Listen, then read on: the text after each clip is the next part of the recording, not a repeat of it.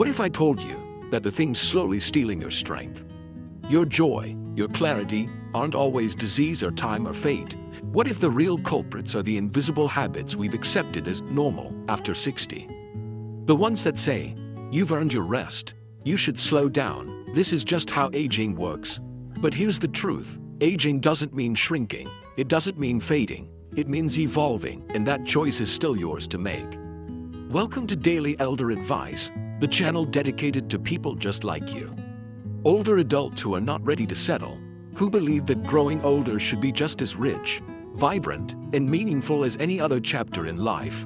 On this channel, we don't sugarcoat aging, we talk about the hard truths, the quiet losses, the invisible fears, but more importantly, we talk about how to rise above them with science, with stories, with soul.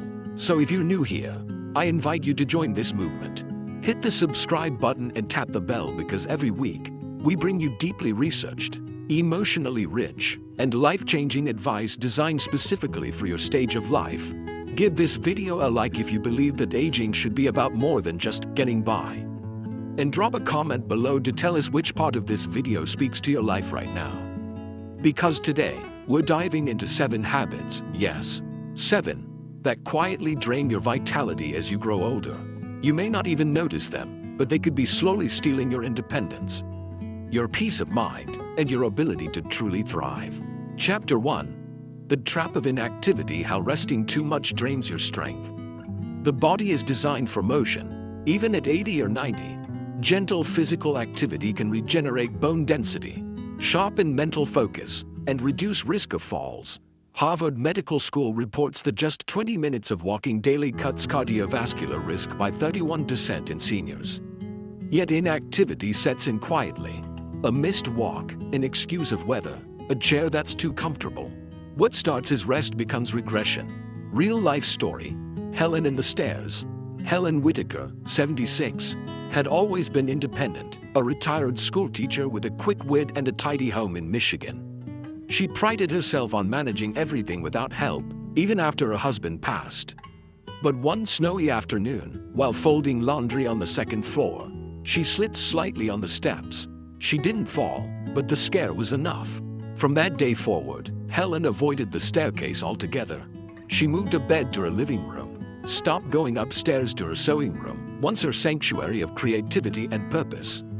"I told myself it was safer this way," she admitted, "but really, I was shrinking my world without realizing it." Over time, something else began to change.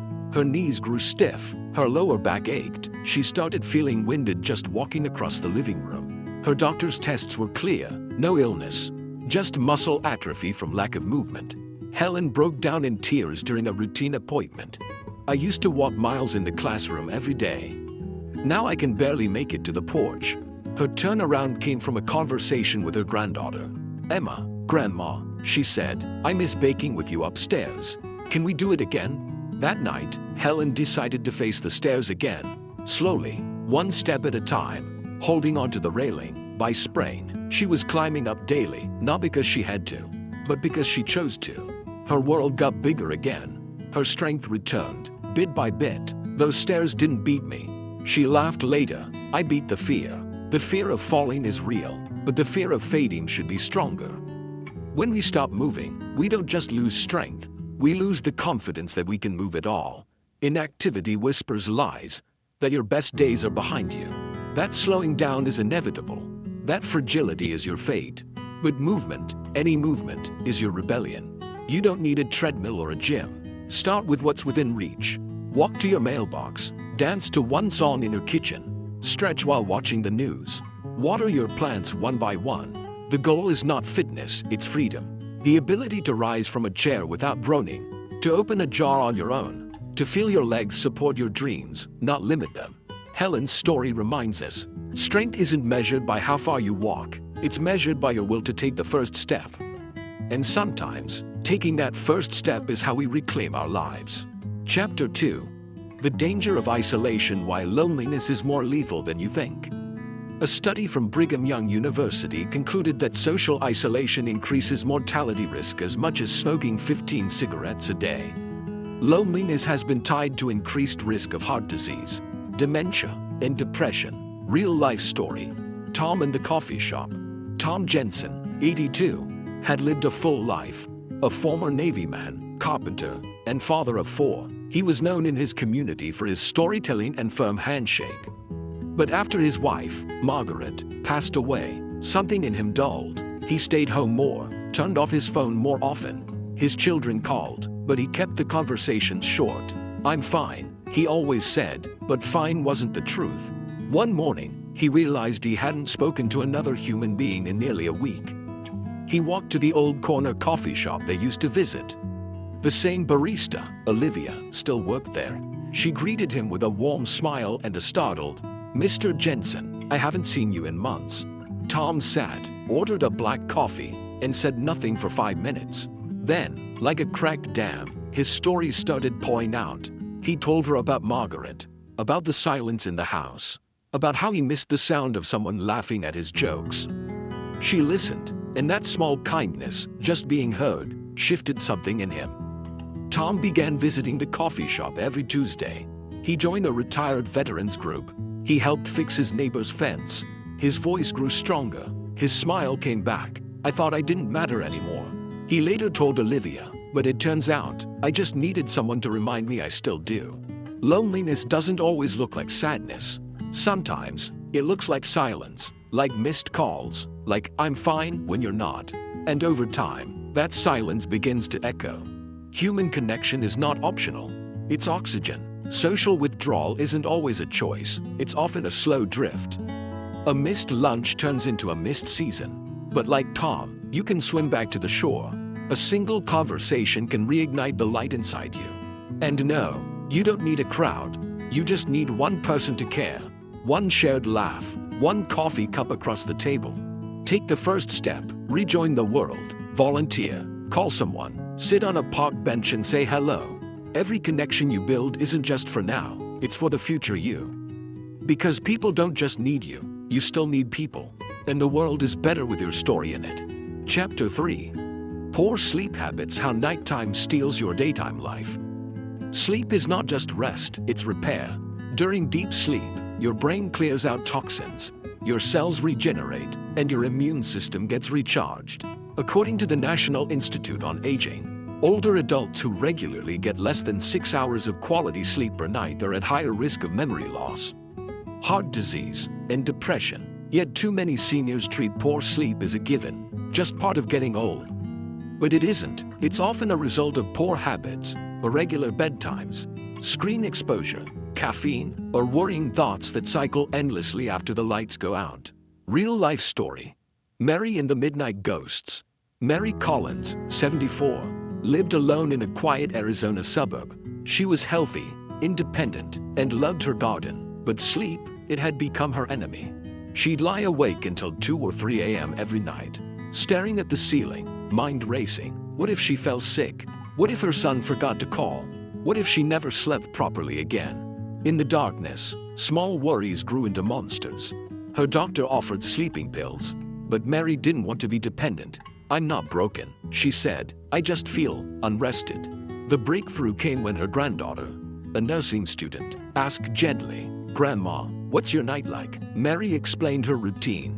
TV till midnight, scrolling Facebook in bed, strong tea at 9 p.m., no evening walks. Her granddaughter created a new nighttime ritual. No screens after 9. Warm chamomile tea, 5 minutes of journaling, in soft music. Most importantly, Mary agreed to stop judging herself for being awake. The first few nights were still hard, but within a month, Mary was asleep by 10:30. Her energy returned, her anxiety faded, and one morning, over breakfast, she said, "I didn't know how much life I was losing to bad sleep until I got it back." Sleep isn't passive, it's sacred. It is where healing happens, not just of the body, but of the soul. So many older adults lie in bed frustrated, blaming themselves, thinking they're failing because they can't sleep. But the truth is, your body wants to sleep. You just need to give it the conditions to do what it already knows how to do.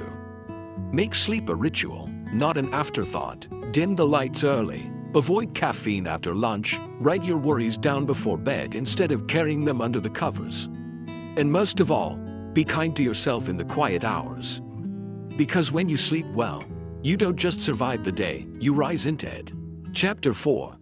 Negativity Overload: Protecting Your Peace in a Chaotic World. Chronic exposure to negative news, violent media, or even pessimistic social conversations can increase cortisol, the body's stress hormone. Over time, this wears down immune defenses, elevates blood pressure, and feeds anxiety. Studies from the University of Sussex show that consistent exposure to negative content significantly impacts mental well-being, especially in older adults. The problem: negativity is addictive. The news cycle is designed to alarm. Social media thrives on outrage.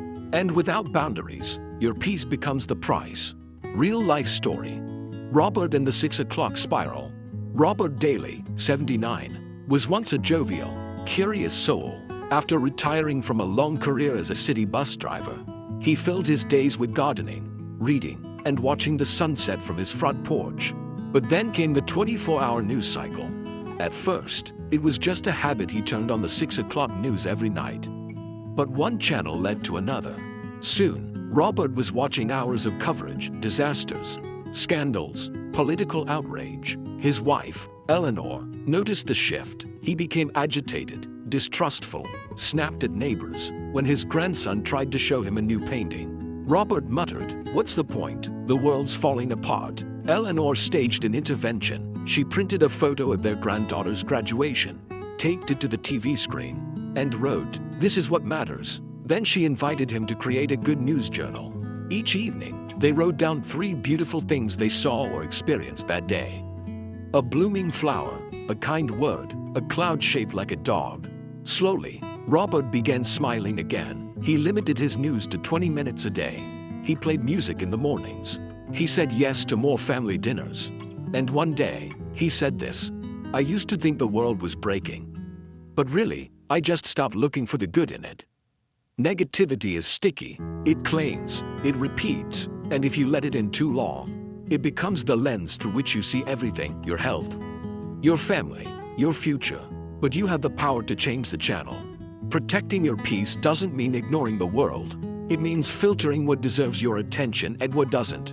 Your brain is not a garbage bin, it's a garden. Plant only what you want to grow. Choose joy consciously. Set time limits on news. Follow uplifting stories. Laugh with people who make you feel light. You've earned the right to peace. Don't let the noise of the world steal the music in your heart. Chapter 5. The Brain Stagnation Trap: How Mental Inactivity Speeds Up Aging. Your brain is not a storage unit, it's a living, breathing system that thrives on novelty and challenge. According to the Alzheimer's Association, seniors who engage in mentally stimulating activities are up to 47% less likely to develop cognitive decline. Neuroplasticity, the brain's ability to form new connections, doesn't stop in your 20s. In fact, your brain is hungry to grow, even in your 70s, 80s, and beyond. But here's the catch: if you stop feeding it, it starts to wither. Passive activities like watching TV for hours or scrolling endlessly offer input, but not engagement. The brain doesn't get stronger from being filled. It gets stronger by being challenged. Real-life story: Edith and the Forgotten Piano. Edith Monroe was once a concert pianist. Her fingers danced across keys from age 6 to 60. But when arthritis began stiffening her joints, she gave it up. She told herself it was time. "I'm not who I used to be," she'd say with a sad smile. But something inside her missed the music. At 81, her days became quiet. Her TV was always on, but she couldn't remember what she just watched. She found herself walking into rooms and forgetting why. She started writing grocery lists but leaving them at home. Her doctor told her she was fine, just normal aging. But Edith didn't want to fade quietly. One afternoon, her niece Sarah visited and noticed the dusty piano in the corner. "Play something," Sarah said. Edith shook her head. "I can't." But Sarah didn't give up. She brought over a lightweight keyboard the next week and said, "Just one note a day." That one note turned into 5, then a scale, then a song. Slowly, Edith's fingers remembered what her heart never forgot.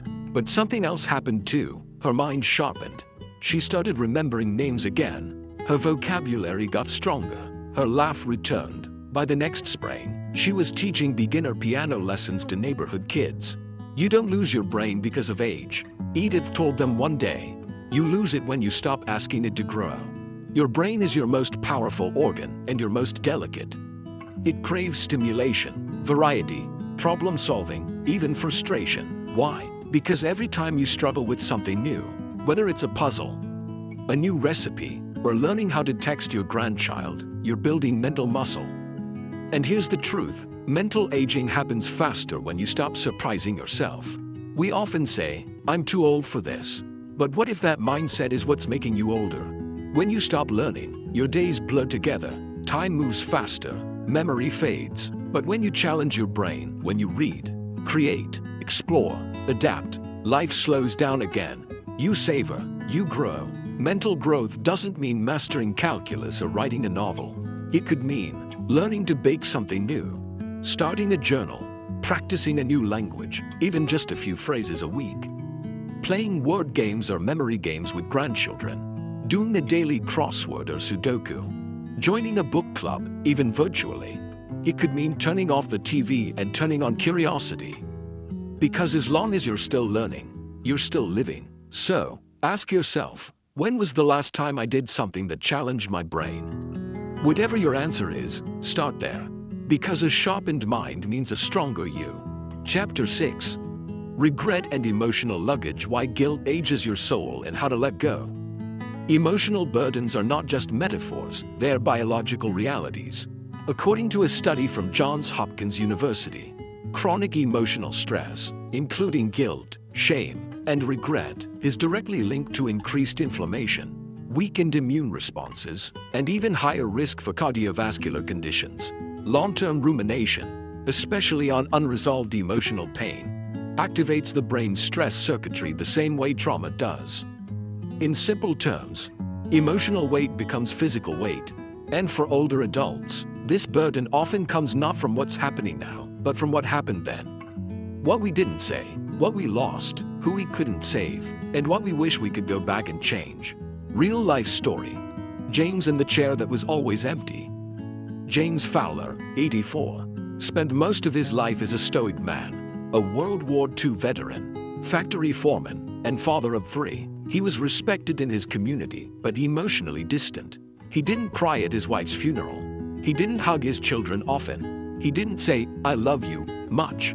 If ever, he called it discipline. His kids called it silence. His youngest son, Patrick, died in a car crash at 26. They hadn't spoken for months before the accident. An argument about Patrick's career choices that ended with James saying, "Don't come back until you're serious about life." Patrick never came back. For over 40 years, James carried that weight like a shadow. He kept an old rocking chair in his living room, the one Patrick used to sit in when he came home from college. He never let anyone else sit there. He never spoke of Patrick, but every morning, he'd stare at that chair for minutes, sometimes hours. When James moved into assisted living, a young therapist named Lila asked him, gently, "Is there someone you still talk to in your heart?" He broke down sobbing. It was the first time in decades. With her help, James wrote a letter, not to send, not to publish, just to let it out. In that letter, he said everything he hadn't said when he had the chance. He wrote, "I was afraid to be soft, afraid to be wrong. I loved you more than I knew how to say." He read it aloud one morning. Then he burned it, and for the first time in 58 years, he let someone else sit in that chair. "I lost my son once," he said, "but I won't lose the rest of my life to silence." Regret is a thief. It doesn't steal your past, it steals your present. And left unchecked, it can also steal your future. But here's what no one tells you. You don't have to be perfect to be at peace. We all make mistakes. We all say things we shouldn't. We all wish we could rewind time. But the truth is, you can heal, even if the wound seems too deep. And healing doesn't mean forgetting. It means releasing. Forgiveness, whether for others or for yourself, is not a gift to the past. It's a gift to the you that wakes up today. So what can you do? Write the letter, even if it's never sent. Speak the apology, even if it's to a photo or a gravestone. Practice compassion. You were doing the best you could with the tools you had at the time. Let go of the script. Life didn't go the way you planned. That doesn't mean you failed. It means you lived. Letting go isn't weakness. It's a form of wisdom. A decision to no longer carry what no longer serves you. And remember, Every sunrise you see is a chance not to relive the past, but to rewrite the meaning of it. Chapter 7. The Comfort Zone Trap: How Routine Quietly Shrinks Your Life and How to Break Free. Our brains are hardwired for patterns. Routine gives a sense of safety and efficiency. But as we age, those same routines, if left unchallenged, can begin to stagnate the mind and soul. According to the University of California, Berkeley, exposing older adults to novel experiences can stimulate neural growth, elevate mood, and reduce the risk of cognitive decline. In other words, trying new things literally grows your brain. But comfort zones can be deceptively dangerous. What begins as stability can become limitation. What starts as habit can become a cage. Real-life story. Dolores and the Red Scarf. Dolores Kimura, 87, had lived in the same neighborhood for 52 years. Same front porch, same grocery store, same Saturday routine. Coffee at 8 a.m., laundry at 10. Soup at noon. She hadn't traveled in over a decade. Her days were predictable, peaceful but painfully small. Her granddaughter, Mickey, had just returned from a study abroad semester in Italy. One afternoon, she visited Dolores with a gift, a red silk scarf. "It's from Florence," Mickey said. "I saw it and thought, you used to wear bright colors." Dolores smiled faintly. "I used to dance, too." Mickey blinked. "You danced?" Dolores nodded. "Ballroom, salsa, even the tango. But that was a long time ago. Life happened, I got comfortable." That night, Dolores sat with that scarf in her lap for hours. The next week, she did something shocking. She signed up for a dance class at the senior center. She wore the red scarf to the first session. She stumbled, she laughed, her joints ached, but something inside her lit up. Her world, which had quietly narrowed to a few blocks, suddenly expanded. She started reading poetry again, joined a weekly painting group, tried sushi for the first time in her life. When asked why, she simply said, "I thought I was done with adventure, but I was just scared to begin again." By the following spring, Dolores had made new friends, picked up a few Italian phrases, and started planning a trip, not to Italy, but to the coast, where she used to dance on the boardwalk as a girl. She wasn't chasing youth, she was reclaiming her aliveness. Routine feels safe, it's warm, familiar, predictable. But comfort zones are not always comfortable, they're just familiar. And familiarity is not the same as fulfillment.